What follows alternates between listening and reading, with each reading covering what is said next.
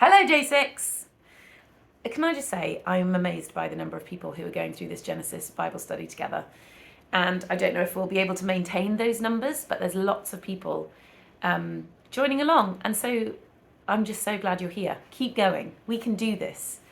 We're going to get through this goal. And 2024 is going to be the year that we do all the things that we hoped to do. There's so much in Genesis 11 and 12. Please, God, help me get through it all. But we start out with the Tower of Babel, the Tower of Babel. Apparently Americans say Babel and Brits say Babel. So I'll interchange, don't get confused.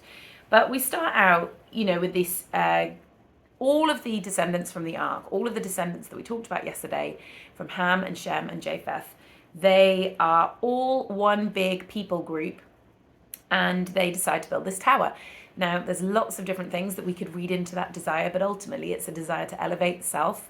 It's a desire to create status and power for self. It's completely contrary to the laws of God that say, submit under his mighty hand, surrender to his plan, trust in him for all your ways. It's really an asserting of our plan, our preference.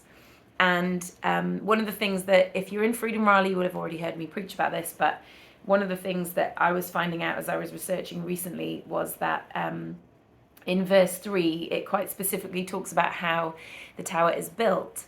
And it talks about bitumen or asphalt or tar, depending on your translation. And that's a substance that they would have used and coated the outside of this tower with. But what's so interesting about this substance is it's only mentioned a couple of other places in the Bible, both times on the outside of the ark and also on the outside of Moses' basket when he's sent down the river. And both times, specifically, we realize that it has this waterproofing quality. It's a waterproofing material. And so they're not only building a tower that will elevate themselves, but they're also showing a fundamental mistrust in the promise that we read about yesterday, the promise to never again send that kind of colossal flood to the earth. This is a group of people who have heard that promise, or whose descendants would have heard that promise, but have chosen to just future-proof themselves, just in case God didn't really mean it, or just in case he doesn't come through in that promise. And so they build a tower, but they waterproof it. And it just signifies to us that in our human nature, sometimes we can create our own insurance policies. And God says, no, you have to trust what I said. I said I won't do it. You have to live under that trust. But really what happens here is God decides to scatter the people, because what they're doing is unwise and it's unsubmitted. And in one sense, it feels strange to see God break up this people group, to scatter them, to give them all their own different languages. But language is so significant. And the reality is that the potential of our fallen nature, the potential of people gathered together with their own intentions, it's really powerful and it's really terrible and dangerous. And you just think about, through the course of human history, the dictatorships, the genocides, the destruction that comes when a group of people believe something that's counter to God's will, and they all decide to live under that belief. It's so awful. It's so destructive. And one of the things that these thinkers or dictators or evilly intended leaders, one of the things they have as their great power so often is communication. We're actually shaped more as people by what we hear, the communication that we hear and that we feed on, than almost anything else. If we hear and believe God's word, that shapes us. If we hear and believe different opinions, different thought pools, different takes on life, different political standpoints, it does affect who we are. Communication is massive. And actually you can see in a person what they've grown up hearing and how it's impacted them. What we hear is huge for us. Communication is very, very important, and language is very important. And so this is an act of mercy from God. This is an act of protection. That if you stay together under an evil leadership or a badly intended group, government, you are not going to go anywhere good. So God scatters the people, and it's mercy. It's mercy and it's love that causes him to confuse the language of the earth and disperse the people into their own cultures. And this is the beginning of culture, the rich variety of culture that we now get to see. It's amazing. So they are scattered. The people are scattered.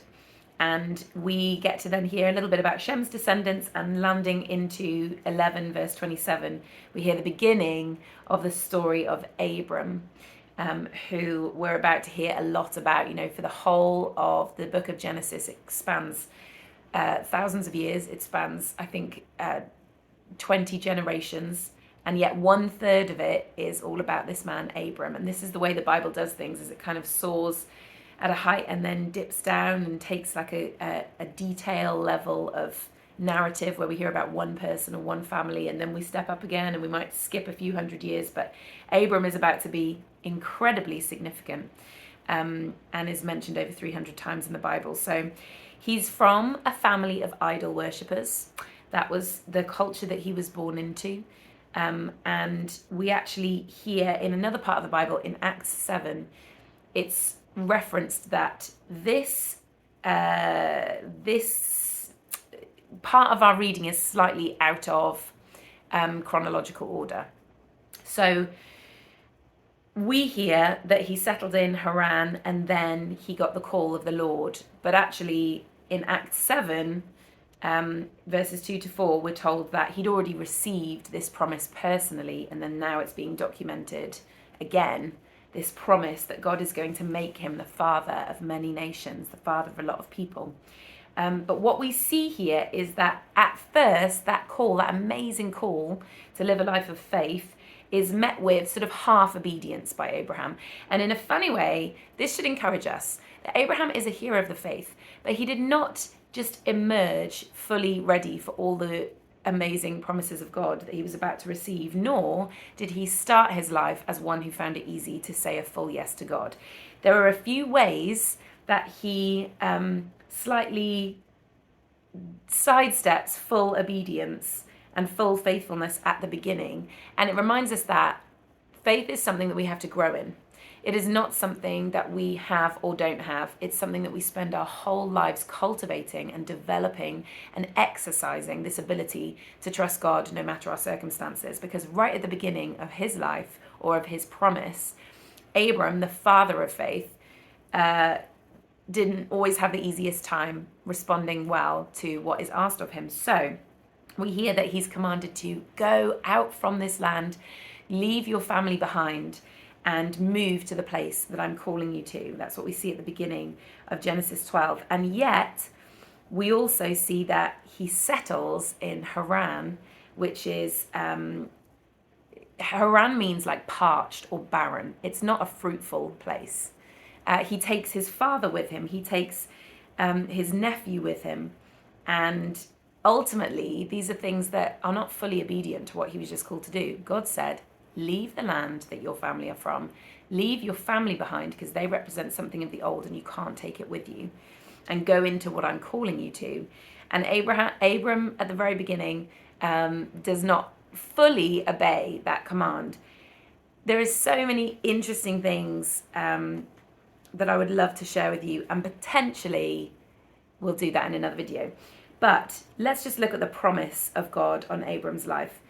I will make of you a great nation. I will bless you and make your name great. I will bless those who bless you. I will curse those who curse you. God invites Abram ultimately to develop a relationship with him where he trusts every single time God says, I will. That it's not maybe God will, or I think God said, or perhaps God could. Abram has to become a man who will say, God will make me a great nation. God will bless us and make my name great, etc. So that's really what faith is us agreeing with God's I will and deciding to stand on it and build our life on it. But at first, he's not absolutely transparent in, or he's not absolutely obedient in what it is that he's called to do. You know, we see that even after his father dies, he still takes his nephew along with him. He lands in this place called Shechem, which is a really significant place. And just quickly, Jacob returns there, Joseph is buried there, Joshua makes a covenant before the Lord there. And even this is the place where Jesus, so many years later, will meet the woman at the well and promise her a place in the kingdom. It's such a significant place that God says, this is the land that I will give you, Abram. This is the place that there will be significance to come out of. And we see then God fulfill that promise through the years to come and through the scriptures to come, through the rest of our Bible. So amazing significance, and God promises to be faithful and good to Abram in that land. But interestingly, the word Abram means father. And we know that Abram and his wife are unable to conceive. And so we get to watch Abram take this journey, take these steps of faith with God. I'm going to stop it there, and then I will complete the rest of these thoughts on another video. But let's be encouraged that even Abram, the father and in so many ways the foundation of some of what we still do today and still believe today, he didn't find faith easy straight away. And so if you're not finding faith straightforward straight away, you're in good company. But it is a muscle that we grow. It's a skill set that we get to develop. It's not just something that comes overnight. So the more we trust God and the more we say yes to him, the more we give that faith in us a chance to develop. Okay, tomorrow is a rest day, catch-up day. My advice to you, if you're doing this real time, is why not consider tomorrow reading right through from Genesis 1 to 12 and consuming it in one big gulp. I think that sometimes reading the Bible in small chunks is really beneficial, but also consuming it in a bigger way can show us some of the themes and some of the arcs over what it is that God is showing us. And then we'll be back on Monday with the next part of Genesis. Thanks, guys.